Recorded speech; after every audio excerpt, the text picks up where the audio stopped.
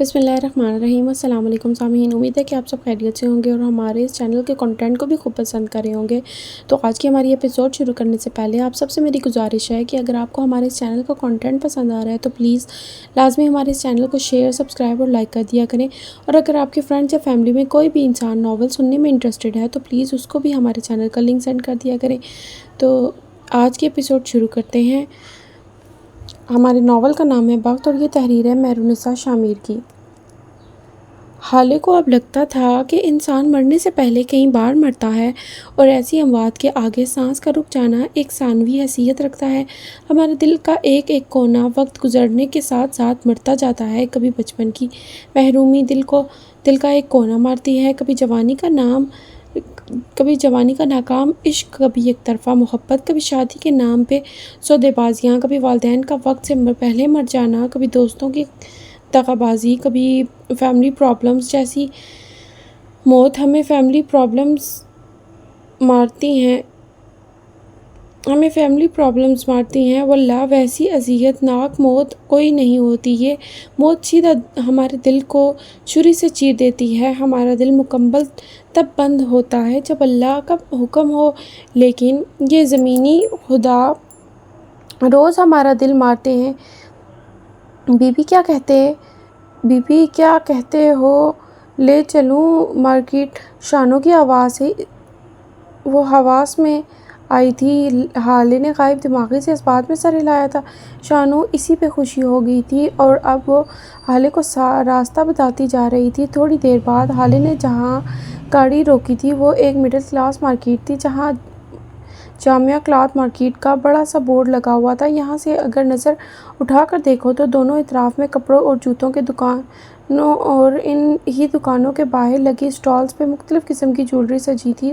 شانو گاڑی سے اتر آئی تھی۔ حالے اپنا پرس اٹھائے اس کی تلقین میں باہر نکلی تھی، لیکن باہر نکلتے ہی اگلے ہی سیکنڈ میں اسے اندازہ ہو گیا تھا کہ وہ ایئر کنڈیشنڈ مال میں نہیں، جھلستی دھوپ والی مارکیٹ تھی۔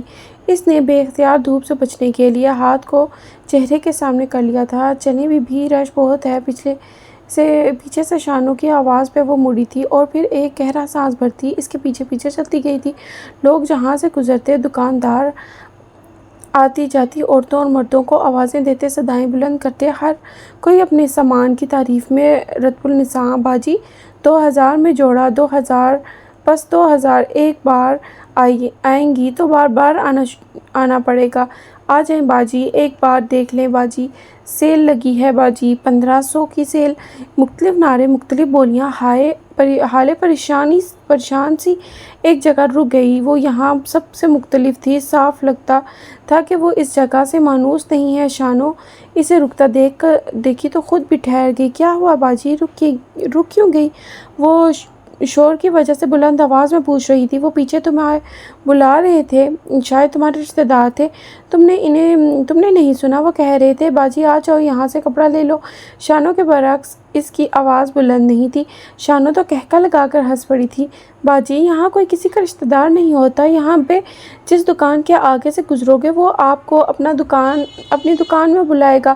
ان کی آوازوں پہ کان نہ دھریں، بس جس دکان پہ میں رک جاؤں آپ بھی وہیں رک جانا۔ آ جائیں اب، وہ مصروف سی کہتی ہوئی آگے بڑھ گئی تھی۔ مجبوراً حالے کو بھی اس کے ساتھ ہی جانا پڑا تھا۔ تھوڑے آگے جا کر شانو ایک دکان پہ رکی تھی۔ یہ دکان باقی دکانوں کی نسبتاً اچھی خاصی تھی۔ یہاں آنے والے غریب لوگ اس دکان کو نظر انداز کرتے تھے کہ یہاں سے شاپنگ وہ افورڈ نہیں کر سکتے تھے، جبکہ مڈل کلاس لوگ کسی اچھی تقریب یا لڑکیوں کے جہیز کے سامان کے لیے ایسی دکانوں کا رخ کرتے تھے۔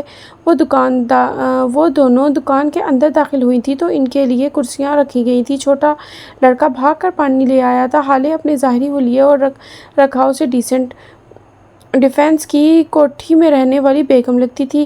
دکاندار مرغوب ہو گیا تھا۔ اب وہ اپنی دکان کی سب سے شوخ اور بھڑکیلے جوڑے نکال کر دکھا رہا تھا۔ حالے نے ایک نظر ناپسندیدگی سے ان سب کپڑوں کو دیکھا تھا اور پھر اسے ٹوک دیا۔ مجھے پسلون کے سوٹوں کی نئی کلیکشن دکھاؤ، یہ سب مجھے نہیں چاہیے۔ دکاندار جی کرتا اپنے دکان کے نفیس اور سادہ جوڑے نکال لایا تھا۔ یہ سارے جوڑے 3000 سے شروع ہوتے ہیں باجی، دکاندار لڑکے نے بتایا تھا۔ حالے نے چونک کر اس کو دیکھا تھا، منہ پہ ہاتھ رکھے شانو کو دیکھا۔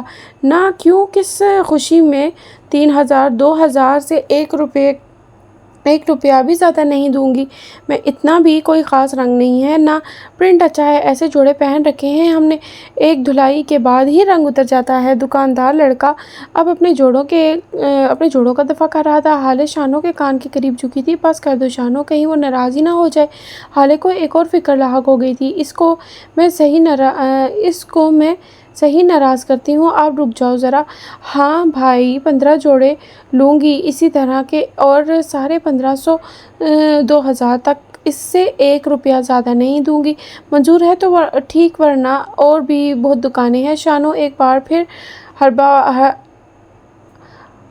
اپنے حربے پہ اتر آئی تھی۔ ہالے خفت سے یہاں وہاں دیکھنے لگی تھی۔ اس نے اپنی زندگی میں ایسی دکان کا رخ نہیں کیا تھا، اور نہ ایسی صورتحال کا سامنا۔ تھوڑی دیر تک شانو اس دکاندار کے ساتھ ڈیل ڈن کر چکی تھی۔ 15 جوڑے اور سارے 2 سے 2,500 تک۔ ہالے نے رقم نکال کر بل ادا کیا تھا اور باہر نکل آئی تھی۔ اس کا چہرہ خوشی سے تمتما رہا تھا۔ شانو، کیا واقعی یہاں اتنے سستے کپڑے ملتے ہیں؟ میں یہاں پہلے کیوں نہیں آئی؟ ان سب کے ساتھ دوپٹے بھی ہوں گے نا؟ وہ بیگ اٹھائے اپنے ساتھ چلتی شانو سے کہہ رہی تھی۔ جو اب شانو نے کچھ کہا تھا۔ ہالے مسکرا رہی تھی۔ اتنے دنوں بعد پہلی بار اس وقت اس کے ذہن سے سفیر سے ہونے والی ملاقات محو ہو چکی تھی۔ وہ لاکھوں کی شاپنگ کرتی آئی تھی، لیکن آج کی 35,000 کی شاپنگ سے اسے جتنی خوشی تھی وہ آج تک کبھی نہیں ہوئی تھی۔ اس نے اپنے لیے گئے کپڑے گھر جا کر کبھی کھول کر نہیں دیکھے تھے، لیکن آج اس کا دل کر رہا تھا کہ وہ ان کپڑوں کو دیکھے، چھوئے اور ایک بار پھر خوش ہو۔ آس پاس دکانوں سے آتی آوازیں، رش میں لگتے دھکے، بچوں کے رونے چلانے کی آوازیں، لڑکیوں کے حسرت بھرے چہرے، اور ان سب کے درمیان گزرتی وہ ملکہ جسے کسی تاج کی ضرورت نہیں تھی، جسے کسی خزانے کی ضرورت نہیں تھی۔ یہ وہ ملکہ تھی جسے اس کا دل ملکہ بناتا تھا۔ وہ جب گھر پہنچی تو شام ہونے والی تھی۔ لانچ کے صوفے پہ بیٹھی وہ اپنے ہیل سے آزاد کیے پیروں کو ہاتھ سے دبا رہی تھی، اور اسی وقت عمر داخلی دروازے سے آتا دکھائی دیا تھا۔ اس کے پیچھے ہی شانو بیگ اٹھائے آ رہی تھی۔ عمر نے اسے روک کر ان بیگز کی بابت پوچھا تھا۔ شانو جواب دیے آگے بڑھ گئی تھی۔ عمر سر ہلاتا اندر آ گیا تھا۔ ہالے صوفے کی پشت سے سر ٹکائے نیم دراز تھی۔ جب عمر لانچ میں داخل ہوا، ہالے کو صوفے پہ بیٹھا دیکھا۔ وہ اس کے قریب رکھے سنگل صوفے پہ بیٹھ گیا تھا۔ ہالے نرمی سے پکارا، بولو، ہم اپنے ٹارگٹ میں سے ایک کو چیک کر چکے ہیں، باقی دو رہتے ہیں۔ اب کس کا نمبر ہے اور وہ کون ہے؟ آپ کے پاس ڈیٹیلز ہیں نا؟ ہالے سیدھی ہوئی تھی۔ آنکھیں کھول کر اس کو دیکھا۔ ایک لمحے کو عمر نے اس کی آنکھوں میں دیکھا۔ ان آنکھوں کی جوت بجھی ہوئی تھی۔ اس نے نظریں پھیر لیں۔ سرور خواجہ، چیف کسٹم آفس۔ 10 ماہ پہلے اس نے 4 ان لیگل گاڑیوں کو بغیر ٹیکس کے کلیئر کروایا تھا۔ وہ گاڑیاں کسی منسٹر کے بھانجے کی تھیں۔ سرور خواجہ نے اس کے بدلے 2 کروڑ لیا تھا۔ 2 کروڑ لیا تھا۔ پورٹ پہ اس کے تعلقات ہیں جسے اس نے استعمال بھی کیا تھا اور ان کو منافع بھی دیا تھا۔ ان گاڑیوں میں سے 2 گاڑیاں دہشت گردی کی مختلف وارداتوں میں استعمال ہوئی ہیں، جن کی وجہ سے سرور خواجہ کافی عرصہ زیر حراست رہا ہے۔ وہ 2 ماہ پہلے ہی باہر آیا ہے۔ اس کا آپ سے کیا تعلق تھا؟ اب اگر اس نے رشتہ مانگا ہوا ہو تو دیکھو میں اس کا کرتا کیا ہوں۔ اس کو جیل بھیجنے والے میرے بابا ہی تھے۔ اس کے کیس کا فیصلہ میرے بابا نے ہی سنایا تھا۔ عمر نے سکون کی سانس لی تھی۔ ہالے کہے جا رہی تھی، لیکن بعد میں اس نے سپریم کورٹ میں اپیل کی اور جھوٹے ثبوتوں اور گواہیوں کی وجہ سے وہ رہا ہو گیا تھا، لیکن اس کی ریپوٹیشن بری طرح سے مسخ ہو چکی تھی۔ نوکری بھی چھوٹ گئی تھی۔ آج کل وہ شہر کے کچھ امراء کے ساتھ آگے پیچھے گھومتا ہے تاکہ اس کی پوزیشن اسے واپس مل جائے۔ شیر علی اور اس کی کافی اچھی دوستی ہے۔ وہ دونوں ایک ہی محلے میں ہیں۔ بعد میں زندگی کی بھاگ دوڑ میں ان کی زندگی میں بہت ساری تبدیلیاں آئی تھیں، لیکن ان کی دوستی نہیں ٹوٹی تھی۔ وہ شیر علی کو آج بھی فیورز دیتا ہے اور کچھ دن قبل اس سے ملا بھی ہے۔ ٹھیک ہے، اس کے پاس چلتے ہیں۔ کیا آپ کے پاس کچھ ہے؟ ہم اسے کیسے اگلوائیں گے؟ چائے پانی دے کر ہالے سپاٹ لہجے میں بولی تھی۔ عمر اس کے اس طرح کہنے پہ مسکرایا تھا، اور اگر وہ نہ مانا تو خاطر تواضع کر لینا۔ عمر گردن پیچھے پھینک کے مخصوص سا ہنستا گیا۔ ہالے نے اس سے پہلی بار اس طرح ہنستے دیکھا تھا۔ تھوڑی دیر بعد وہ سیدھا ہوا تو اس کی آنکھوں میں پانی بھرا آ گیا تھا، جسے وہ انگلی سے صاف کر رہا تھا۔ آپ بہت جلد میری صلاحیات سیکھ گئی ہیں، مجھے اچھا لگا۔ وہ مسکراہٹ دبا کر بولا تھا۔ آج شام 6 بجے خواجہ سراؤ ایک ریسٹورنٹ میں کسی عزیز سے ملنے آئے گا، ہم اس سے ملیں گے۔ تم اس سے کسی گاڑی کی ڈیل کرو گے، لیکن کیونکہ تمہارا شو روم ہے اور تم ایسی گاڑیاں بآسانی بیچ سکتے ہو۔ حالے سلطان صاحبہ، وہ ہر ایرے گیرے کو گاڑی کی ڈیلز نہیں دیتا ہوگا، کیا تم ایرے گیرے ہو؟ وہ دو بولی تھی۔ عمر کا چہرہ سرخ ہوا تھا۔ میرا مطلب ہے وہ یہ کام صرف اپنے جاننے والوں کے لیے ہی کرتا ہوگا۔ میرے سر پہ صاف صاف لکھا ہے ASP عمر حیات، وہ مجھے دیکھ کر ہی بھاگ جائے گا۔ سسپینڈڈ ASP، حالے نے تصحیح کی تھی۔ آپ کی وجہ سے، اپنے ڈھیر سارے ٹیڑھے پن کی وجہ سے بھی۔ وہ دونوں ایک دوسرے کو دو جواب دے رہے تھے۔ ٹھیک ہے، مان لیا جو آپ کہتی ہیں، میں سب مان لیا۔ خوش آخر عمر نے ہار مان لی۔ تم مجھے آپ کیوں کہتے ہو؟ حالے نے عجیب لہجے میں سوال کیا تھا۔ عمر چند لمحے اس کے چہرے کو دیکھتا رہا۔ کیونکہ مجھے آپ سے عقیدت ہے۔ آپ میرے لیے ایسے ہیں جیسے گھر کا کوئی بڑا، جس طرح ہم ان کے سامنے اونچا نہیں بول سکتے، سخت نہیں بول سکتے، اور کبھی کبھی ہی ان کے سامنے بالکل بے بس ہوتے ہیں۔ میں آپ کے معاملے میں بالکل ایسا ہوں۔ آپ کا چہرہ میرے کسی عزیز سے ملتا ہے۔ کس سے؟ میکا گیس، وہ مسکرا کر بولا تھا۔ آپ مجھے تم کیوں کہتی ہیں؟ حالانکہ میں آپ سے عمر میں 6 سال بڑا ہوں۔ کیونکہ میں تم سے نفرت کرتی ہوں۔ آپ انہیں کہا جاتا ہے جن کی آپ عزت کرتے ہیں یا جو آپ کے لیے اجنبی ہوں۔ نہ میں تمہاری عزت کرتی ہوں، نہ تم میرے لیے اجنبی ہو۔ میں تمہارا اصل چہرہ جانتی ہوں، وہی جسے تم دنیا سے چھپاتے ہو۔ وہ خشک لہجے میں کہہ کر اٹھی تھی اور آگے بڑھ گئی تھی۔ عمر کی مسکراہٹ پھیکی پڑ گئی تھی، آنکھوں میں اذیت در آئی تھی۔ جج صاحب مجھ سے شطرنج میں ہار جایا کرتے تھے، وہ پیچھے سے پکارا تھا۔ حالے جہاں تھی وہیں رک گئی تھی، ساکت۔ وہ دنیا میں بس 2 ہی لوگوں سے جان کر ہارا کرتے تھے، ایک آپ اور ایک میں۔ سوچیں پھر میرا اصل چہرہ کیسا ہوگا؟ کیا آپ کے باپ نے مجھے پہچانا نہیں ہوگا؟ آپ کی نفرت بجا ہے، لیکن اس کی شدت میں کمی لائیں، کیونکہ یہ یک طرفہ ہے، اور یک طرفہ جذبے ہمیشہ تکلیف ہی دیتے ہیں۔ میں نے آپ سے پہلے بھی کہا تھا کہ اب بھی کہتا ہوں، جس نے آپ کے ساتھ برا کیا ہے، میں ان کو چوک پہ کھڑا کر کے درے ماروں گا۔ مجھ سے نفرت ایک دن بے جا ثابت ہوگی، کیونکہ اس پوری دنیا میں حالے سلطان کے لیے عمر حیات سے زیادہ مخلص کوئی نہیں ہے، خود حالے بھی نہیں۔ وہ بولتے ہوئے اٹھ گیا تھا۔ حالے اب بھی نمک کا مجسمہ بنی کھڑی تھی، جیسے چھو لو تو ڈھیر ہو جائے۔ میں گاڑی میں آپ کا انتظار کر رہا ہوں، باہر آ جائیں۔ وہ چلا گیا تھا۔ وہ اس طرح لاجواب کر کے کیوں چلا جاتا تھا؟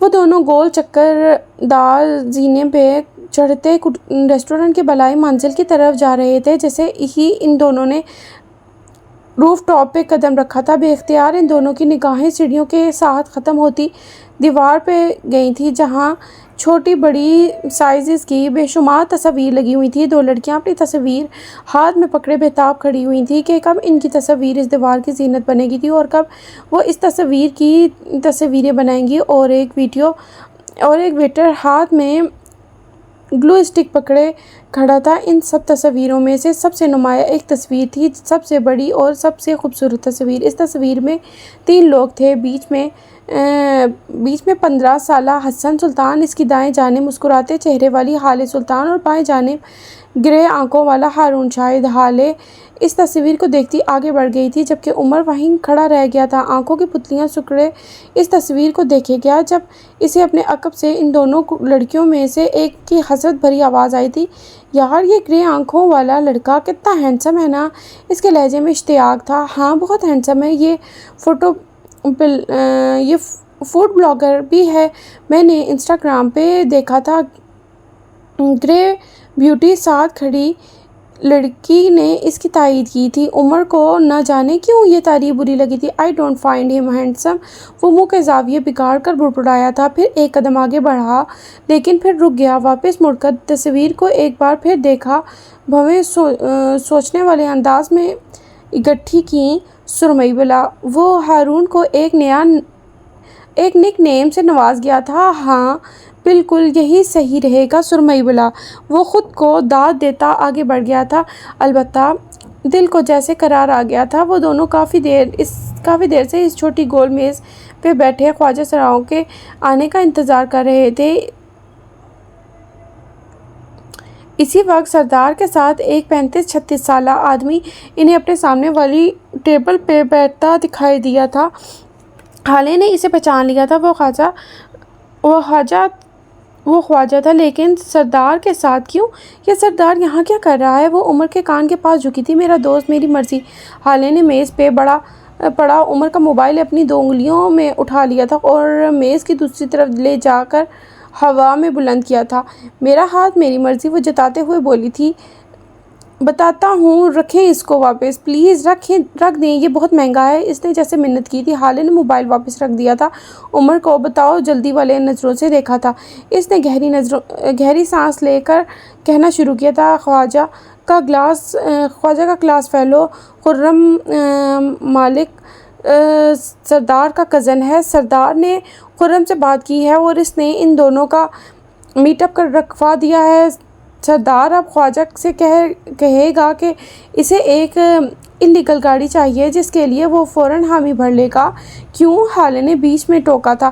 مجھے بات کے درمیان میں ٹوکا نہ کریں، میں ناراض ہو جاتا ہوں." عمر جیسے سنجیدگی سے بولا تھا۔ حالے کا خون تک جل گیا تھا۔ وہ دوبارہ سے کہنے لگا، "ہاں تو خواجہ حامی بھر لے گا کیونکہ کل اس کی بیوی کی سالگرہ ہے اور اس کی بیوی نے اس سے ڈائمنڈ نیکلس کی فرمائش کی ہے اور ہر نیک شوہر کی طرح وہ اپنی بیوی کی خواہش پوری کرے گا، لیکن ظاہر ہے کہ اس کے پاس اس وقت ایک دھیلا بھی نہیں ہے، تو ساری رقم اس نے خود کو چھڑوانے میں لگا دی ہے اور اب اسے اصلی جہنم میں بھی جانا پڑا تو وہ جائے گا، لیکن اپنی بیوی کے تانوں کی جہنم میں نہیں جلے گا۔ اور اس کے گھر میں ایک گاڑی ہے، وہ انلیگل ہے، قوی امکان ہے کہ وہ اسی گاڑی کو بیچے گا اور میرے بندے اسے دھر لیں گے، پھر دیکھتے ہیں چائے پانی دینا ہے یا پھر خاطر تواضع کرنی ہے۔ "تمہیں یہ سب کیسے پتا؟" "مجھے سب پتا ہوتا ہے." وہ فوراً بولا تھا۔ "پھر میں یہاں کیوں ہوں؟ کیا میں اسے اغوا کرنا میں تمہارے ساتھ دینے والی ہوں؟ اب اپنی بیوی سے یہ کام تھوڑی کرواؤں گا، آپ کو تو کسی اور کام کے لیے لایا ہوں۔ بتاتا ہوں تھوڑی دیر میں." وہ سامنے دیکھتے ہوئے کہہ رہا تھا۔ پھر کچھ یاد آنے پہ حالے کو دیکھا۔ "حالے، یہ سب کر کے ہم وقت ضائع کر رہے ہیں۔ میری گٹ فیلنگ کہتی ہے کہ یہ آدمی جو چاہے دنیا جہان کا بے غیرت انسان ہے، یہ آپ کے اغوا میں شامل نہیں ہے۔ حالے بغور اسے سنے گئی تھی۔ "کیا آپ ایک بار میرا اعتبار کر سکتی ہیں؟" اس کا انداز جیسے بے بس تھا۔ "میں جانتی ہوں آپ مجھ سے نفرت کرتی ہیں، لیکن حالے آپ سوچیں، اگر مجھے آپ سے شادی کرنے کا جنون ہوتا تو جج صاحب کو منانا کیا میرے لیے مشکل تھا؟ ہرگز نہیں، میں انہیں منا سکتا تھا۔ وہ خود کئی بار ڈھکے چھپے لفظوں میں مجھ سے آپ کی بات کر چکے تھے۔ میں مرد ہوں، اشارہ سمجھ گیا تھا، لیکن میرے لیے آپ کی مرضی زیادہ ضروری تھی۔ میں نے پوچھی، آپ نے انکار کر دیا اور بات ختم ہو گئی۔ میں نے 10 دن آپ کا سوگ منایا اور وہ میری زندگی کے بدترین دن تھے، لیکن میں آپ پہ بس ایک بات واضح کرنا چاہتا تھا کہ آپ کو پانا میرے لیے کسی بھی دور میں مشکل نہیں رہا، لیکن اگر آپ کو اب بھی مجھ پہ شک ہے تو کسی ایسی جگہ ثبوت ڈھونڈیں جہاں سے کچھ مل جائے۔ یہاں ہم بس وقت ضائع کر رہے ہیں۔ میرے پاس وہ آدمی ہے جس نے یہ سب کچھ کیا ہے۔ میرا دل گواہی دیتا ہے کہ ایک بار میرے دل کی گواہی سن لیں۔ آپ کے بابا آنکھیں بند کر کے اس سڑک پہ چل سکتے تھے جس پہ عمر ان کا ہاتھ تھام کر چلتا ہو۔ ان کی خاطر میرے ساتھ چلیں تاکہ ہم اس آدمی تک پہنچیں جس نے واقعی یہ سب کیا ہے۔ اور اگر تم نے مجھے دھوکہ دیا، جان سے مار دیجیے گا، آپ کو میرا قتل معاف ہے۔ وہ اس کی آنکھوں میں دیکھ کر بولا تھا۔ "میں تم پہ اعتبار نہیں کرتی عمر، لیکن بابا کی چوائس پہ کرتی ہوں، اور اگر تم نے تم نے مجھے دھوکہ دیا تو خدا کی قسم میں تمہیں جان سے ہی مار دوں گی۔ جو آپ کا حکم۔ اس نے سینے پہ ہاتھ رکھ لیا تھا۔ عمر نے سردار کو میٹنگ ختم کرنے کا اشارہ کیا تھا۔ سردار ناسمجھی سے اسے دیکھے گیا تھا۔ خیر تھوڑی دیر میں اس نے خواجہ کے ساتھ میٹنگ ختم کر لی تھی اور عمر کے میز کی طرف آ گیا تھا۔ اسی وقت ان کے میز کے دائیں طرف ایک جینس شرٹ میں ملبوس 17-18 سالہ لڑکا کونی پہ بیگ ٹکائے ان کی بالکل سیدھ میں بیٹھا دکھائی لڑکی کوہنی پہ بیگ ٹکائے ان کی بالکل سیدھ میں بیٹھتی دکھائی دی تھی۔ عمر کی اس کی طرف پوچھ تھی لیکن اس نے گردن موڑ کر اس کو دیکھا تھا، پھر رخ پھیر لیا تھا۔ اس لیے لایا ہوں آپ کو، عمر نے حالے کو دیکھتے ہوئے کہا تھا۔ کیا مطلب ہے؟ میں اس لڑکی کو نہیں جانتی، وہ حیران ہوئی تھی۔ یہ جج صاحب کے کیس کے متعلق ہے، کچھ ثبوت ہیں، جواب بھی غائب ہیں۔ اس لڑکی کا باپ مجھے وہ ثبوت دے سکتا ہے لیکن اس سے بدلے میں اپنا خاندان چاہیے۔ یہ بچی اپنے باپ سے نفرت کرنے لگی ہے کیونکہ اس کے والد ایک متنازع ویڈیو وائرل ہوئی تھی۔ اس سب میں کیا کر سکتی ہوں؟ وہ بری طرح سے بیزار ہوئی تھی۔ میں نہیں جانتا لیکن آپ کو کچھ نہ کچھ کرنا ہی ہوگا تاکہ وہ اپنے باپ کو قبول کر لے، کسی بھی طرح کچھ بھی کر کے اٹھے حالیں جائے۔ میں یہ نہیں کر سکتی عمر۔ اس نے جیسے عمر کو یقین دلانا چاہا تھا کہ آپ چاہتی ہیں کہ اپنے باپ کے مرنے پہ وہ بھی وہی گلٹ محسوس کرے جو آپ ان کی آخری بات نہ مان کر رہی ہیں۔ حملہ غیر متوقع تھا۔ عمر حالے کی آنکھوں میں گلابی پن اتر آیا تھا۔ کیا آپ یہ چاہتی ہیں کہ کوئی دوسرا انسان بھی بس اپنے باپ کے ایک گناہ کو نہ معاف کرنے کے غم میں ساری زندگی ایک ادھورے پن کے ساتھ گزارے؟ جائیے حالے، پلیز جائیے تاکہ کوئی اور آپ کے طرح گلٹ اور اذیت میں نہ ہو۔ جو لوگ کسی کا دل ہلکا کرتے ہیں اللہ ان کے دلوں سے بوجھ اتار دیتا ہے، اور جو کسی کا غم سنتے ہیں اللہ ان کی اور زیادہ سننے لگتا ہے۔ اللہ کے سب سے زیادہ قریب وہ لوگ ہوتے ہیں جو چھوٹی چھوٹی نیکیاں کرتے رہتے ہیں، اور یہ چھوٹی چھوٹی نیکیاں بڑی بڑی جدوجہد مانگتی ہیں۔ حالے بیگ ہاتھ میں پکڑے اٹھی تھی۔ اور میں تمہیں اس کے لیے قیامت تک معاف نہیں کروں گی، وہ زخمی پن سے کہتی ہوئی اٹھ گئی تھی۔ البتہ اس کا رخ باہر کی طرف تھا۔ وہ چلی گئی تھی تو سردار اس کے سامنے آ کر بیٹھ گیا تھا۔ مجھے وہاں سے کیوں اٹھایا بھائی؟ کیونکہ میری بیوی نے کہا تھا۔ اور بٹھایا کیوں تھا؟ کیونکہ میری بیوی نے کہا تھا، قابل رشک اطمینان سے جواب دیتا وہ سردار کو زہر لگا تھا۔ اور اگر تمہاری بیوی تمہیں اس ریسٹورانٹ کی چھت سے کودنے کا کہے تو وہ ایسا کبھی نہیں کہے گی۔ بھلا اس نے بیوہ تھوڑا ہی ہونا ہے۔ میں نے تمہاری جیسے زن مرید کہیں نہیں دیکھے، دیکھو گے بھی کیسے؟ میرے بعد وہ سانچہ ہی توڑ دیا گیا تھا۔ میں ون اینڈ اونلی ہوں۔ کیسے تم بیوی کے اشاروں پہ ناچنے لگے ہو؟ مجھے تو یقین ہی نہیں آتا۔ بس الحمدللہ کبھی غرور نہیں کیا۔ ویسے بھی شریف آدمی بیوی سے دب کر چلتا ہے اور کمینہ آدمی بیوی کو دبا کر چلتا ہے، یہ حدیث ہے۔ سردار تو جل ہی گیا تھا۔ ماشاءاللہ ماشاءاللہ، میری تو آنکھیں بھر آئیں آپ کی اس درجہ شرافت پہ۔ بس اب میں کہیں رو نہ پڑوں، وہ جل کر بولا تھا۔ عمر نے جواب نہیں دیا تھا۔ ان دونوں کو اسی میز پہ چھوڑ کر ہم اس میز کی طرف چلتے ہیں جہاں حالے سلطان عمر کے میز سے اٹھنے کے بعد اس 17 سالہ لڑکی کے ساتھ تقریباً 25 منٹ بعد آ کر بیٹھی تھی۔ وہ جیسے ہی اس لڑکی کے سامنے والی کرسی پہ آ کر بیٹھی تھی، لڑکی غیر آرامدہ سی لگ ہوئی تھی۔ ایکچولی میں یہاں کسی سے ملنے آئی ہوں، وہ آتے ہی ہوں گے، مناسب نقوش اور باریک سی آواز والی لڑکی کہہ اٹھی تھی۔ میں جانتی ہوں تم عمر حیات سے ملنے آئی ہو، میں اس کی بیوی ہوں۔ حالے سلطان وہ بدبخت چہرے پہ مسکراہٹ لائے بول پائی تھی۔ عمر سر کہاں ہے؟ He was supposed to come. اب کہ وہ لڑکی بے چین ہوئی تھی۔ میں نے اپنا تعارف کروایا، جواباً تمہیں اپنا تعارف کروانا چاہیے تھا نا؟ نہیں، میں اسرا ہوں، اسرا سکندر۔ عمر سر ہمارے کالج آئے تھے، انہوں نے ایک تقریر کی تھی، تب سے میں ان کی فین ہوں، انہیں آئیڈیلائز کرتی ہوں۔ آج انہوں نے مجھے کال کی تھی اور وہ مجھ سے ملنا چاہتے تھے۔ وہ کب تک آئیں گے؟ اسرا نے ساری تفصیل کہہ سنائی تھی۔ وہ تھوڑی دیر تک آ جائیں گے، تب تک میں تمہیں کمپنی دے سکتی ہوں۔ یقین کرو میں بڑی اچھی باتیں کرتی ہوں، ہالے اس کی آنکھوں میں دیکھتی پر اعتماد سے کہہ رہی تھی، ایسے جیسے شہزادیاں بات کرتی ہیں، بغیر ڈرے، بغیر جھجکے، بے خوف اور بااعتماد۔ کیا آپ دونوں ساتھ ہیں؟ میرا مطلب ہے آپ نے تو عمر سر پہ اغوا کا الزام لگایا تھا۔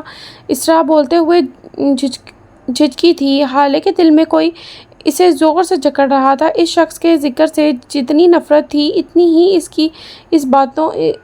کی باتیں اسے سننی پڑتی تھی۔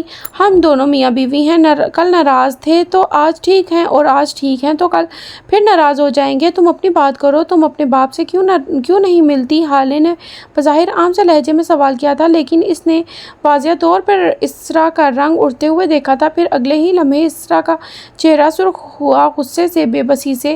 یہ میرا پرسنل معاملہ ہے، میں آپ کو یہ حق ہرگز نہیں دوں گی کہ آپ میرے ذاتیات میں انٹرفیئر کریں۔ اس وقت ہالے کے دائیں طرف ایک ویٹر مؤدبانہ سا آ کر کھڑا ہوا تھا اور وہ آرڈر لینے آیا تھا۔ ہالے نے مسکراتے ہوئے آرڈر نوٹ کروایا تھا، پھر نرمی سے نظروں سے غصے سے بل کھاتی اسرا کو دیکھا تھا۔ تم نے اپنے انسٹاگرام پہ اپنے نام کے ساتھ اپنے باپ کا نام ہٹا دیا تھا، تو تم نے اپنے پرسنل معاملے کو خود پبلک کیا ہے۔ اب ہر آتا جاتا بات تو کرے گا نا؟ ہالے نے نرمی سے یاد دہانی کروائی تھی۔ اسرا کے گلے میں گلٹی سی ابھر کر معدوم ہوئی تھی۔ واٹ ایور، میں پھر بھی اس بارے میں بات نہیں کرنا چاہتی۔ میرا اس شخص سے کوئی تعلق نہیں ہے۔ وہ جس کو آپ میرا باپ کہتی ہیں۔ وہ کرسی سے اٹھ کھڑی ہوئی تھی، بیگ اٹھا کر کوہنی پر ٹکائے اور بولنا جاری رکھا تھا، وہ شخص اس قابل نہیں ہے کہ میں اس کا ذکر بھی کروں۔ انہوں نے جو کچھ تمہارے ساتھ کیا ہے، میں اس کے لیے ان کو کبھی معاف نہیں کروں گی۔ میرے لیے وہ مر گئے ہیں۔ اور اس کی آواز آخر میں کانپی تھی، غصے سے تیز تھے۔ وہ شخص جس نے تمہارا کوئی تعلق نہیں ہے، تم اس کے لیے انسٹاگرام پہ لوگوں سے لڑتی۔ اوپس سوری، میں نے تمہارے کمنٹس پڑھے تھے۔ تمہارا اس شخص سے کوئی تعلق نہیں ہے، لیکن تمہارے بیگ میں جو کارڈ ہے وہ اسی شخص کا دیا ہوا ہے، اور آج تم اسی کارڈ سے پے کرنے والی ہو۔ وہ اس قابل نہیں ہے کہ تم ان کا ذکر کرو، لیکن وہ اس قابل ہیں کہ تم ان کا گفٹ کیا ہوا بیگ اپنے ایک اسپیشل ڈنر پہ لے جاؤ۔ اسرا کی حالت ایسی تھی جیسے کسی نے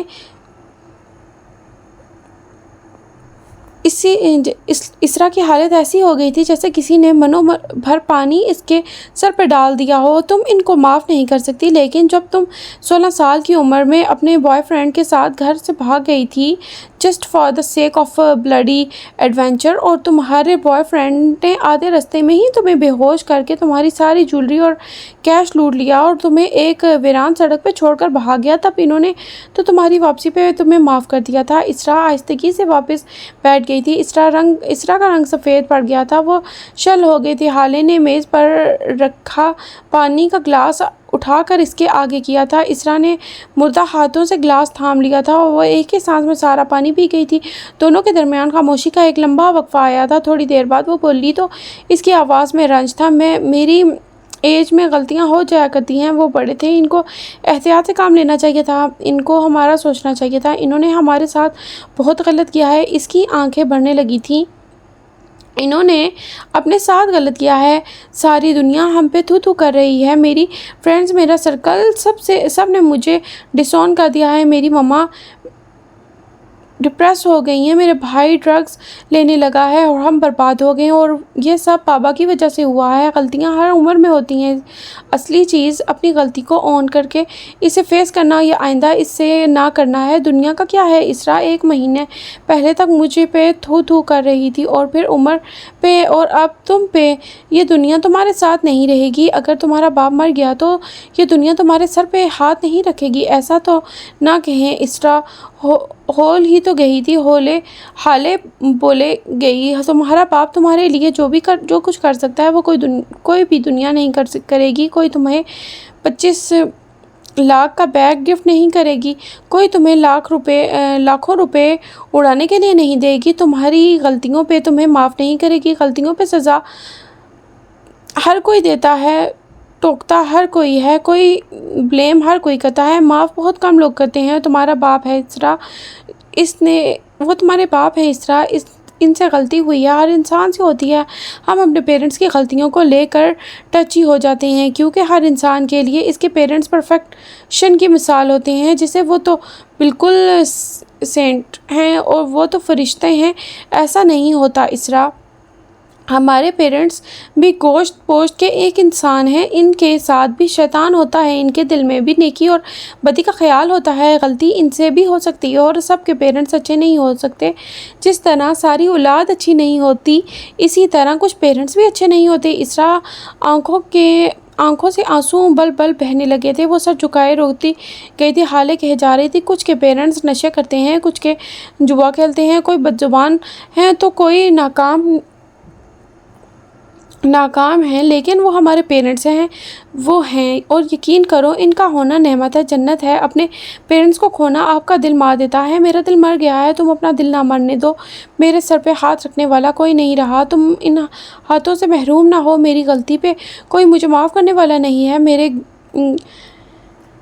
میرے گرنے پہ کوئی مجھے اٹھانے والا نہیں ہے۔ تمہارے پاس ایسے لوگوں کی وجہ سے مت چھوڑو، وہ اپنے اصلی قائل کرنے والے لہجے میں کہہ رہی تھی۔ انہوں نے مجھے بہت ہرٹ کیا ہے، میں ان کو معاف نہیں کر سکتی، وہ روتے ہوئے کہہ رہی تھی۔ تم 16 سال کی عمر میں گھر سے بھاگ گئی تھی، کیا وہ ہرٹ نہیں ہوئے ہوں گے؟ میری مما، وہ ان کو معاف نہیں کریں گی، وہ ان کو چھوڑ دیں گی، ہماری فیملی ٹوٹ جائے گی، کبھی کچھ باقی نہیں رہے گا، سب ختم ہو جائے گا۔ اب کہ اس بچی کی آنکھوں میں خوف تھا، اس کا لہجہ اداس تھا۔ میاں بیوی ایک دن اپنے معاملات درست کر ہی لیتے ہیں، وہ آج لڑ رہے ہیں تو کل ٹھیک ہو جائیں گے۔ جس طرح میں اور عمر، جس طرح دنیا کے سارے کپلز، ان کی ٹینشن تم مت لو، یہ سوچو کہ تم کیا چاہتی ہو، تمہارا دل کیا چاہتا ہے، کیا تم اپنے باپ کو کھونا افورڈ کر سکتی ہو؟ کیا تم ان کی ایک غلطی پہ ان کو معاف کرنے کے بجائے ان سے ہر تعلق توڑنا افورڈ کر سکتی ہو؟ تم ان کو وقت سے پہلے مرنے دینا چاہتی ہو؟ حالے آگے ہو کر بیٹھی فکر مندی سے کہہ رہی تھی۔ اسرا اب بھی متذب لگتی تھی، اس کے آنسو گرنا بند ہو گئے تھے، اب وہ سخت غمزدہ تھی اور کچھ خوف زدہ بھی۔ میرا فرینڈ سرکل، میرا سوشل سرکل، سب میرا مذاق اڑائے گا، سب مجھے چھوڑ دیں گے، میں ان سب کے گوسپ کا ٹاپک بن جاؤں گی، وہ سب مجھ پہ جملے کسیں گے، باتیں کریں گے، میری مینٹل ہیلتھ ڈچ ہو جائے گی۔ وہ بے بسی کی آخری حد پہ تھی۔ حالے چند لمحے سے عجیب سی نظروں سے دیکھتی رہی تھی۔ اسرا اس کے بولنے کی منتظر رہی تھی، اور اسی وقت ویٹر نے آ کر آرڈر سرو کیا۔ کھانے کی اشتہا انگیز خوشبو سارے میں پھیل گئی تھی۔ پھیلی ہوئی خوشبو اسرا کے ناک کے نتنوں سے ٹکرائی تھی، ساتھ اس کے کانوں سے حالے کی آواز بھی ٹکرائی تھی۔ تم کن لوگوں کی بات کر رہی ہو اسرا؟ یہ لوگ واقعی تمہاری دوست ہیں؟ ان لوگوں کو تم دوست کہتی ہو؟ وہ تعجب سے کہہ رہی تھی۔ اسرا یکٹکی سے سننے گئی تھی۔ یہ کیسے دوست ہیں جو تمہاری فیملی بیک گراؤنڈ، تمہارا اسٹیٹس، تمہارے ماں باپ کے آپسی جھگڑے اور تمہارے ویک پوائنٹ پہ نظر رکھے ہوئے ہیں؟ یہ کون لوگ ہیں جو تمہیں ایز اٹ از قبول نہیں کر رہے؟ انہوں نے دوستی تم سے کی ہے، تمہارے پیرنٹس سے نہیں، اور تمہارے بڑے چھوٹے گھر سے نہیں، تمہاری فیملی بیک گراؤنڈ سے نہیں، تمہارے اسٹیٹس سے نہیں۔ دوست تو آپ کے عیوب ظاہر نہیں کرتے۔ یہ کون لوگ ہیں جو تمہیں اپنے گوسپ کا ٹاپک بنا رہے ہیں، تمہاری مینٹل ہیلتھ کو خراب کر رہے ہیں؟ ان لوگوں کے کچھ کہنے سے متاثر ہو رہی ہو تو تم پہلے ہی ڈیمیج ہو چکی ہو۔ اسرا سانس لینے کو رکی تھی۔ دوست کون ہوتا ہے اسرا؟ اسرا کی آنکھوں میں بے اختیار کون والا تاثر آیا تھا۔ حالے کہے گئی، جو آپ کی خوشی میں خوش ہو، جو آپ کے دکھ میں دکھی ہو، جس سے بات کرتے ہوئے یہ نہ لگے کہ وہ آپ کے بارے میں کیا سوچے گا، جس سے آپ کو خود کو بدلنا نہ پڑے۔ دوستوں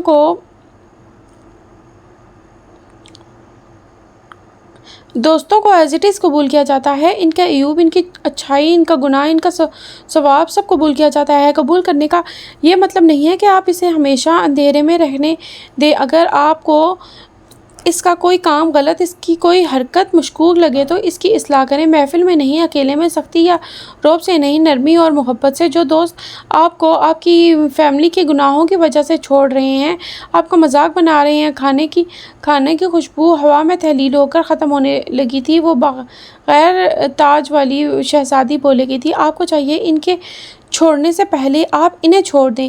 یہ مت سوچیں کہ اگر یہ چلے جائیں گے تو میرا کیا ہوگا، دنیا لوگوں سے بھری ہوئی ہے۔ آپ ایک انسان کو اپنی ذات کی بہتری کے لیے چھوڑیں گے تو اللہ آپ کو کسی اور سے نواز دے گا۔ جو لوگ آپ کی عزت نہیں کرتے، اللہ ان سے محبت جو لوگ اپنی عزت کرتے ہیں، اللہ ان سے محبت کرتا ہے۔ اللہ تب تک آپ کی مدد نہیں کرتا جب تک آپ نہ چاہیں۔ آپ کا جسم و دل سب اللہ کی امانت ہے، کسی انسان کو حق نہیں پہنچتا کہ وہ آپ کا دل دکھائے، آپ کو تکلیف دے۔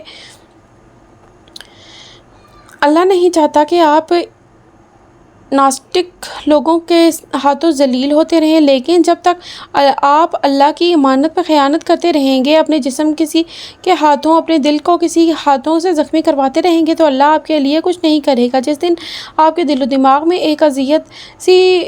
ایک ذرا سی بھی محبت اپنی ذات کے لیے آ گئی، جس دن آپ نے خود کو اذیت سے نکالنے کا فیصلہ کر لیا، اللہ آپ کے لیے ایسے در کھول دے گا کہ آپ کو اندازہ بھی نہیں ہوگا۔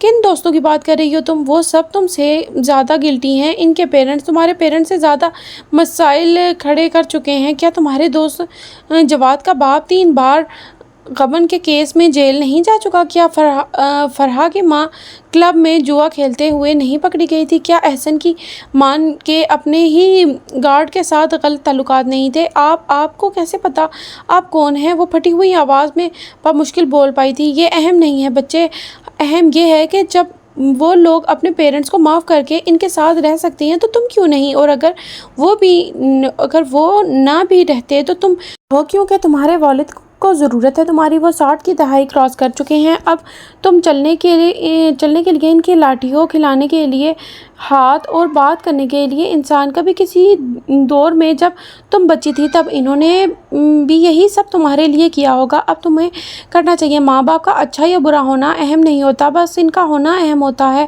وہ بول کر خاموش ہو چکی تھی جیسے ایک طلسم سا ٹوٹا۔ وہ کتنا پیارا بولتی تھی، سادہ اور نرم۔ میں ان کو سوری نہیں بولوں گی۔ اسرا ہار مان گئی تھی۔ آپ کے خاندان کو، آپ کے رشتوں کو سوری اور تھینکس کی ضرورت نہیں ہوتی۔ تم بس ان سے نائسلی بات کر لو اور سب پہلے جیسا ہو جائے گا۔ دلوں سے نفرت اور بغض نکال لیے جائیں گے، بغیر مانگے معافیاں مل جائیں گی۔ وہ سادگی سے بولی تو اسرا نے بس سر ہلا دیا۔ حالے اب مزید اس سے کچھ کہہ رہی تھی، لیکن اب ہم یہاں سے اٹھ کر عمر اور سردار کی میز کی طرف جاتے ہیں۔ سردار چند لمحے اس کو دیکھتا رہا تھا، پھر آگے کو ہوا تھا۔ عمر تم ٹھیک نہیں ہو؟ کیوں؟ مجھے کیا ہوا ہے؟ اس نے بے نیازی سے کندھے اچکائے تھے۔ تم ایک بار پھر اپنے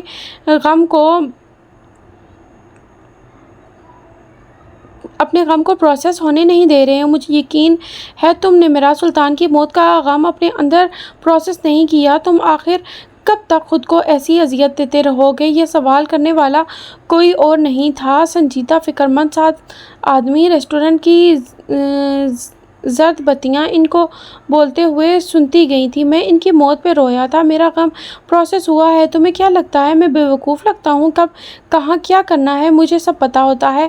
اس نے گویا ناک سے مکھی اڑائی تھی۔ تم نے اس غم سے کتنے عرصے میں ریکور کیا ہے؟ چند گھنٹے، وہ فوراً بولا تھا۔ سردار نے اسے افسوس سے دیکھا تھا۔ عمر، کیا چند گھنٹے کسی بھی غم کے لیے کافی ہوتے ہیں؟ اللہ نے ہمارے دین میں 3 روز سوگ کیوں رکھا ہے؟ تاکہ ہم اپنا غم پروسیس کریں۔ چند گھنٹوں میں غم ختم ہو کر انتقام میں نہیں بدلتے۔ تمہارا غم اب بھی غصے کے مرحلے میں ہے۔ تم اب بھی اپنے زخموں کو کھرچ رہے ہو تاکہ یہ تازہ رہیں اور تمہیں میرا سلطان کی موت نہ بھولے۔ کیا تمہیں یاد ہے کہ فرانس بیکن نے کیا کہا تھا؟ A man that studies his revenge keeps his own wounds green۔ ایک آدمی جو اپنے انتقام کا مطالعہ کرتا ہے وہ اپنے ہی زخموں کو ہرا رکھتا ہے۔ تم اپنے انتقام کو پلان نہیں کر رہے، تم اپنا انتقام کو جنون بناتے جا رہے ہو، اور جب انتقام جنون بن جائے تو صحیح غلط نہیں دکھتا۔ انتقام کے اس چکر میں آخر میں تم اپنی روح مار دو گے، تم بھی ان لوگوں جیسے ہو جاؤ گے۔ اور یاد رکھو، جسموں کے قتل کی سزا ہوتی ہے اور کبھی کبھی معافی بھی، لیکن روحوں کے قتل میں نہ ڈیٹ ہوتی ہے، نہ معافی اور نہ سزا، بس ایک لمبی نہ ختم ہونے والی اذیت ہوتی ہے۔ تم خود کو اذیت کیوں دینا چاہتے ہو؟ وہ بے حد فکر مندی سے کہہ رہا تھا۔ عمر جھلا گیا تھا۔ تم کیا تو میں کیا کروں؟ ہاں بتاؤ مجھے، عورتوں کی طرح روتا رہوں میں، یا پھر نہ مردوں کی طرح معاف کر دوں؟ اللہ نے مجھے 2 بازو دیے ہیں، میں انہی بازوؤں سے ان کا گلا دباؤں گا، انہی بازوؤں سے انہیں قبروں میں اتاروں گا جیسے میں نے جج صاحب کو اتارا ہے۔ میں اپنے زخم ہرے رہنے دینا چاہتا ہوں۔ اگر میں غم کو رو دیا تو یہ ہلکا ہو جائے گا، اگر میں نے دل پہ پڑی بھاری سل ہٹا دی تو بوجھ ختم ہو جائے گا اور عمر حیات معاف کر دے گا۔ میں نرم نہیں پڑنا چاہتا۔ جن کی آنکھیں جتنا روتی ہیں ان کے دل اتنے ہی نرم ہوتے جاتے ہیں، اور میں اپنا دل سخت رکھنا چاہتا ہوں۔ اگر تم چاہتے ہو کہ میں انہیں معاف کر دوں تو یہ ہرگز نہیں ہوگا۔ وہ آنکھوں میں غصہ لیے دبے لہجے میں بولا تھا۔ سردار نے چند لمحے اس کا چہرہ دیکھا، پھر کہنا شروع کیا، میں نہیں جانتا وہ لوگ کون ہیں، میں یہ بھی نہیں جاننا چاہتا کہ انہوں نے کیا کیا ہے، کیسے کیا، کیوں کیا۔ مجھے اس بات سے بھی فرق نہیں پڑتا کہ تم ان کے ساتھ کیا کرو گے، چاہے انہیں قبروں میں اتارو، ان کے ٹکڑے ٹکڑے کر دو، ان کی لاشوں کو چوراہے پہ لٹکا دو، مجھے فرق نہیں پڑتا۔ پھر آخر تم چاہتے کیا ہو؟ عمر جیسے بیزار ہو چکا تھا۔ میں عمر حیات کی روح کو بچانا چاہتا ہوں۔ عمر کے اوپر جیسے کسی نے ٹھنڈا پانی ڈال دیا ہو، وہ جم گیا۔ انتقام کے اس چکر میں کتنے لوگ مریں گے مجھے فرق نہیں پڑتا، لیکن میں عمر حیات کی روح نہیں مرنے دے سکتا۔ تمہارا جسم مر جائے، میں تمہاری قبر پہ جا کر رو لوں گا، لیکن تمہارا کھوکھلا وجود مجھے نہیں چاہیے۔ میں عمر حیات کی روح کو بچانا چاہتا ہوں، صرف اتنا چاہتا ہوں کہ تم اپنے غم کو پروسیس کرو تاکہ تمہاری روح مرنے سے بچ جائے، تاکہ اسے غم ہو، اسے تکلیف ہو، اسے خوشی ہو، اور احساس کو محسوس کرے۔ اپنے دل سے اس بھاری سل کو ہٹاؤ تاکہ تم گرو کر سکو۔ انتقام اگر تمہارے دشمن کو مارتا ہے تو انتقام کا جنون تمہاری روح کو بھی مار دیتا ہے، وہ کہہ رہا تھا اور عمر سن رہا تھا۔ غم بہت پوزیسو ہوتا ہے، اسے وقت دینا چاہیے ہوتا ہے، اسے اسپیس چاہیے ہوتی ہے، اسے تمہارا ساتھ چاہیے ہوتا ہے، اسے تم سے بات کرنی ہوتی ہے، اور اگر تم اسے وہ نہیں دو گے تو غم گریس لیس ایکس بن جائے گا، ڈرائے گا، ہانٹ کرے گا، ذلیل کرے گا، تمہارے دل کو تکلیف دے گا، باتیں سنائے گا، لوگوں کے سامنے تمہیں ایکسپوز کرے گا۔ تم نہیں جانتے یہ غم کیسے انسان کو نگل جاتا ہے، یہ تمہاری ساری شخصیت مسخ کر کے رکھ دے گا، یہ آہستہ آہستہ تمہاری روح سے انسانیت ختم کر دے گا۔ کوئی بھی غم کسی کی انسانیت کیسے ختم کر سکتا ہے؟ What naan sense! عمر نے اس کو ٹوکا تھا۔ سردار کو برا نہیں لگا تھا، وہ عمر کے اس رویے کا عادی تھا۔ ہر وقت غم میں رہنے والا انسان مایوس ہو جاتا ہے، اور مایوس انسان کسی دوسرے کے غم کو یا غمگین انسان یا پریشان انسان کو اچھا مشورہ یا تسلی نہیں دے سکتا۔ کیا یہ انسانیت کے ساتھ ناانصافی نہیں ہے؟ مسلسل غم میں رہنے والا انسان کسی اور کے غم کو غم نہیں سمجھتا، اور اگر کوئی اسے اپنا غم سنائے، اپنی تکلیف کہے تو آپ کو ہمیشہ یہی لگتا ہے کہ اس سے زیادہ بڑا غم تو میرا ہے۔ لیکن دیکھو میں کیسے مضبوطی سے کھڑا ہوں، کیسے سروائیو کر رہا ہوں، یہ تو ڈرامہ کر رہا ہے، یہ تو کمزور انسان ہے۔ کسی انسان کا غم جب آپ کو غم ہی نہ لگے، اس کے آنسو اداکاری لگے، اس کا درد بیکار لگے، تو آپ ایسے انسان ہوئے۔ جس انسان کو دوسرے انسان کا غم اداکاری لگے تو آپ ایسے انسان نہیں، مٹی کا بچتا ٹھیکرا ہی ہوتا ہے، اور اس دنیا میں مٹی کے بچتے ٹھیکرے بہت ہیں، انسان بہت کم ہیں۔ تو عمر تم انسان ہو، اور میں تمہیں اس جنون میں انسانیت کھونے نہیں دے سکتا۔ تم میرے بھائی ہو یار، آخر میں اس نے جیسے منت کی تھی۔ غم کو کیسے پروسیس کیا جاتا ہے؟ کافی دیر کی خاموشی کے بعد عمر نے خود کو کہتے ہوئے سنا تھا۔ سردار آگے ہوا تھا، عمر کے جھکے ہوئے چہرے کو دیکھا تھا، پھر کہنا شروع کیا تھا، غم کبھی ختم نہیں ہوتا، یہ بات یاد رکھنا۔ اگر آپ کے دل میں غم ہے تو یہ رہے گا، ہمیشہ رہے گا۔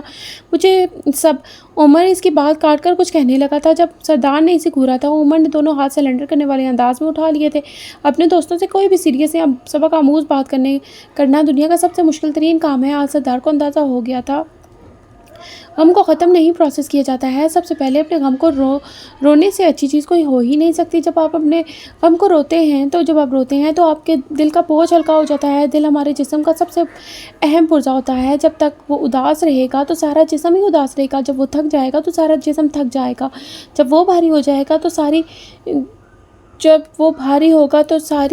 تو جیسے ساری دنیا سے جیو چاٹ ہو جائے گا۔ دل سارے جسم کو آپریٹ کرتا ہے، اور جب وہ خود ہی اپنے کام اپنی جگہ سے ہٹ جائے گا تو جسم کو کیا خاک چلائے گا۔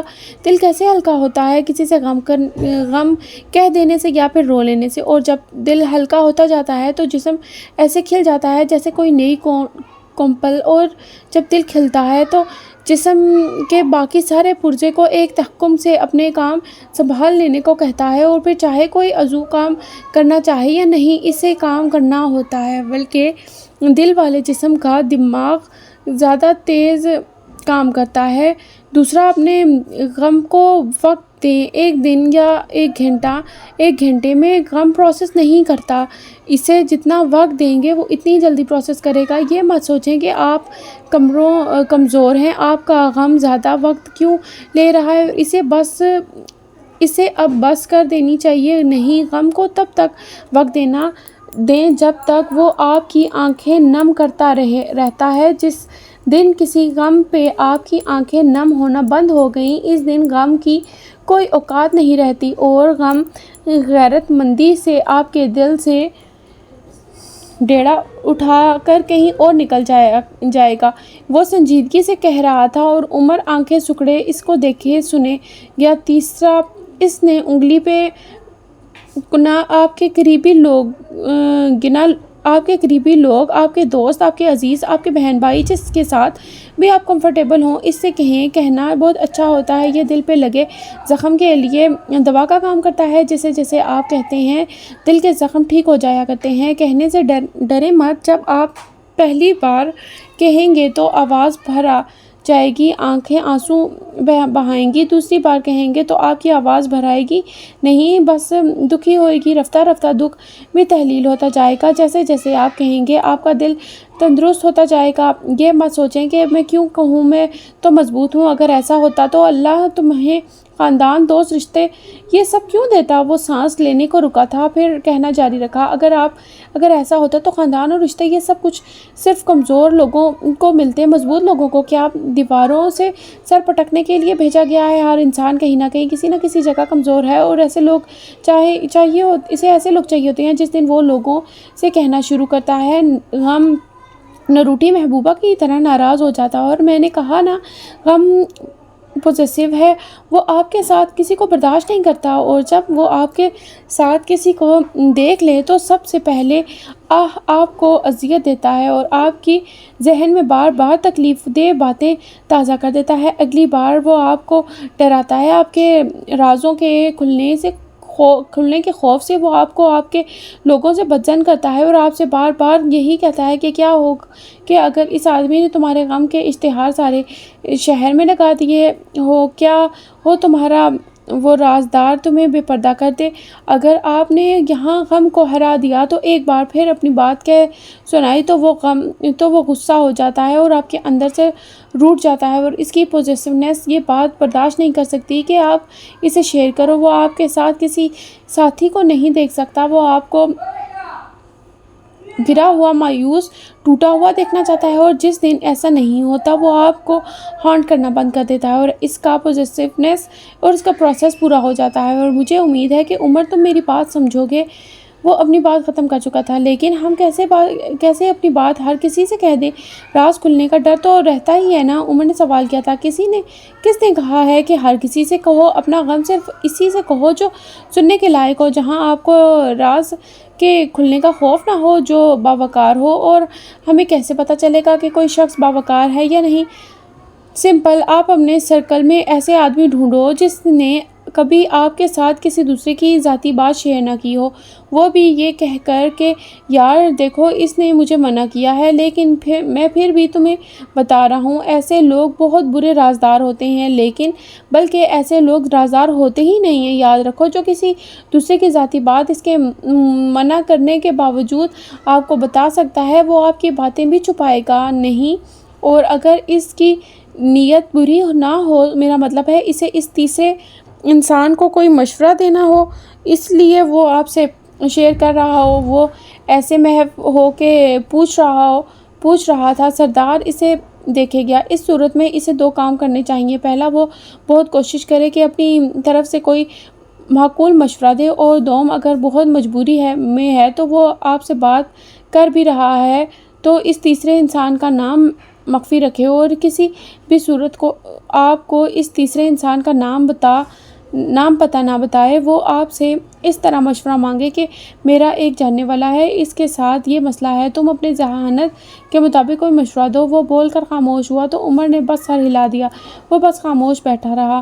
تھوڑی دیر بعد اس نے اپنا موبائل اٹھایا تھا اور ایک نمبر پہ کال کرنے لگا تھا، پھر رک گیا تھا۔ نمبر اٹینڈ کے خانے میں گیا، انگلی سے کاٹنے کا بٹن دبا کر ہارون شاہد کا نام کاٹا۔ اب اس کی انگلیوں نے ایک نیا نام لکھا تھا، سرمئی۔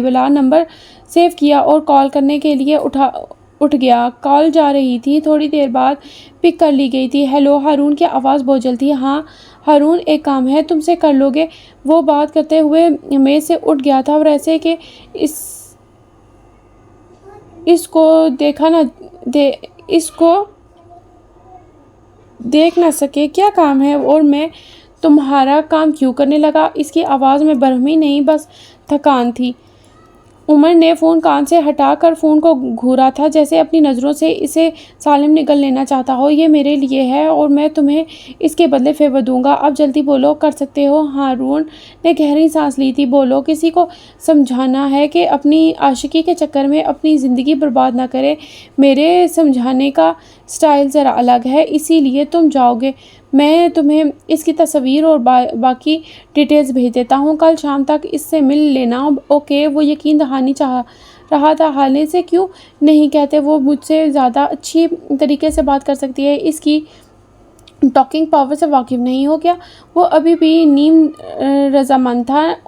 عمر نے دانت کچکچائے تھے۔ جس سے بات کرنی ہے وہ 33 سال کا لڑکا ہے، ڈرنک ایڈکٹ اور شرابی۔ کل شام تم اسے نائٹ کلب میں ملنے والے ہو، کیا اب بھی تم اپنی پہلی والی بات پہ قائم ہو؟ عمر نے سنجیدہ انداز میں ہارون کے جبڑے کی رگیں تک تن گئی تھی، موبائل پہ اس کی گرفت سخت ہو گئی تھی۔ میں کل وقت پہ پہنچ جاؤں گا، چبا چبا کر الفاظ ادا کیے وہ اور فون بند کر دیا۔ راشی پولیس والا، بڑبڑاہٹ واضح تھی۔ وہ تینوں گول چکردار زینوں سے اترتے ہوئے نیچے جا رہے تھے، ایسے کہ ہالے درمیان میں تھی، عمر آگے اور سردار ان کے پیچھے۔ دفتن ہالے ٹھٹک کر رکی تھی، عمر آگے تھا سو اس نے نوٹ نہیں کیا۔ سردار اس کی نظروں کے ارتکاز میں دیکھے گیا۔ سامنے ایک شاہانہ طرز کی میز سجی ہوئی تھی، آس پاس کھڑے مؤدب بہرے انواع اقسام کے کھانوں سے سجی میز پر پروفیشنل قسم کے فوٹوگرافرز۔ لیکن کیا حالے یہ سب دیکھ کر رکی تھی؟ وہ اس میز کے گرد بیٹھے اپنے خاندان کو دیکھ کر رکی تھی، کیوں کیمرے کی فلیش میں چمکتا سفیر اور محرمہ کا پرفیکٹ کپل، حسن کی پلیٹ میں کھانا ڈالتے شمس سلطان، فروا کی کسی بات پہ اداس سی مسکراہٹ والی حسینہ سلطان، اور سربراہی کرسی پہ اداس سے بیٹھے ہوئے یوسف سلطان۔ حالے کے دل کو جیسے دھکا لگا تھا۔ وہ سب اس کا خاندان تھے، جھوٹے کارپٹ قاتل جیسے بھی تھے، لیکن اس نے اپنی آدھی زندگی انہی لوگوں کے ساتھ تو گزاری تھی۔ ہر ایک سے اسے محبت ملی تھی، مان ملا تھا، سوائے فروا کے، اور ان سب لوگوں کے درمیان اسے کبھی فروا کی ناپسندیدگی کھلی ہی نہیں تھی۔ بھابھی، چل کر سلام دعا کر لیتے ہیں، آپ کی فیملی ہے، ایسا اچھا نہیں لگتا۔ سردار کی نظریں اب بھی میز پہ جمی تھی، وہ حقیقت سے بے خبر تھا، اور اسی وقت عمر نے مڑ کر دیکھا تھا تو حالے کو اپنی جگہ منجمد پایا تھا، اور اس نے ایک نظر اس کی نظروں کی سیدھ میں دیکھا تھا، اور پھر گہرا سانس بھرتا سیڑھیاں چڑھتا اس کے قریب آنے لگا تھا۔ یہ سارے تھوڑی دیر پہلے یہاں ایک دوسرے کی شکل تک نہیں دیکھ رہے تھے۔ اس نے حالے کے پاس کھڑے ہو کر بولنا شروع کیا، تو سلطان منزل سے الگ الگ گاڑیوں میں آئے ہیں، یہاں یہ کھوکھلی مسکراہٹ بس ان کیمروں کو دکھانے کے لیے ہے، انسٹاگرام کی آئیڈیلائز فیملی بننے کے لیے۔ یہ شمس چاہتا ہے کہ لوگ مہراج سلطان کی موت کو چھوڑ ان کی ہیپی فیملی کے تذکرے کریں. وہ دکھنا چاہ رہا ہے کہ کتنا عظیم انسان ہے اور کیسے اس کے مرحوم بھائی کی بیوہ اور اس کا بیٹا شمس کے گھر میں ایک بہترین زندگی گزار رہے ہیں. آج ان کا ٹویٹر اور انسٹاگرام دیکھیے گا، کچھ اسی قسم کے ہیش ٹیگز ہوں گے. Hash tag happy family, hash tag miss you Meraj Sultan, hash tag better together, hash tag unbreakable bond. وہ طنزیہ سا کہہ رہا تھا اور حالے سن رہی تھی، بلکہ شاید نہیں سن رہی تھی، وہ بغیر پلکے جھپکے سامنے والی میز کو دیکھے رہی تھی. اس کی ماں اور اس کا بھائی دونوں حقیقت سے بے خبر تھے اور کتنے خوش تھے، کیونکہ اللہ نے اسے خبر دے کر اس کا سکون چھین لیا تھا. اس کا جی چاہ رہا تھا شمس کا منہ نوچ لے، یا پھر کم از کم ان چھری کانٹوں سے کھانا کھاتے اس کے ہاتھ کاٹ دے، یا پھر یہی چھری ابھی کے ابھی اس کی گردن پہ پھیر دے. لیکن وہ ان سب میں سے کچھ بھی نہیں کر سکتی تھی. کیسی بے بسی تھی، کیسا دکھ تھا. اس کی ماں اپنے شوہر کے قاتل کے ساتھ اور اس کا بھائی اپنے باپ کے قاتل کے ساتھ کھانا کھا رہے تھے اور وہ کچھ نہیں کر سکتی تھی. ویسے آپ کی اماں عدت میں نہیں ہیں. وہ یقیناً ان کی یہاں موجودگی کی بات کر رہا تھا. حالے چند لمحے ان کو دیکھتی رہی تھی، پھر ہلکی آواز میں بولنے لگی، امیر ہونے کا ایک ہی نقصان ہوتا ہے، ہم لبرل ہونے کے چکر میں بے حیا ہوتے جاتے ہیں. اور اس کے لہجے میں یاسیت سی تھی. خیر، آپ نے اب مزید ان کو دیکھتے رہنا ہے یا ہم چلیں؟ دیر ہو رہی ہے. عمر نے کوفت زدہ آواز پہ چلیے جی، آج کے ہماری ایپیسوڈ یہیں تک تھی. امید کرتی ہوں کہ آپ کو ہماری یہ ناول دلچسپ لگ رہا ہوگا، اور اگر آپ کو ہمارے اس چینل کا کنٹینٹ پسند آ رہا ہے تو پلیز لازمی ہمارے اس چینل کو لائک، سبسکرائب اور شیئر کر دیا کریں. شکریہ. اللہ حافظ.